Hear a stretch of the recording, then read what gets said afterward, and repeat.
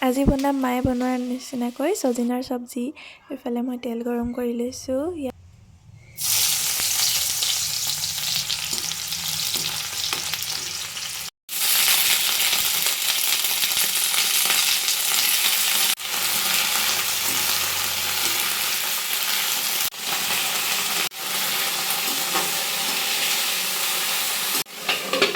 ইয়াত মই এতিয়া পিচি লোৱা সৰিয়হ, আদা, নহৰু আৰু জলকীয়া পেষ্টটো দি দিছোঁ।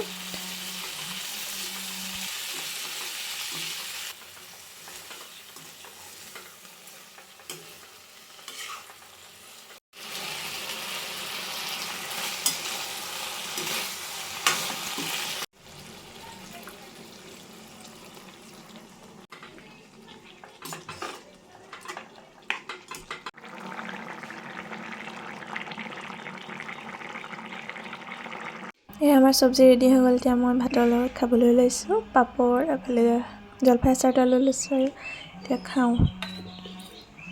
প্ৰথমবাৰ বনাইছোঁ, এনেকুৱা হৈছেনো এতিয়া। মাৰ নিচিনা হোৱা নাই বাৰু, মায়ে বহুত টেষ্টিকৈ বনায়। কণ বিলাহী দিলেতো আৰু বেছি ভাল লাগে।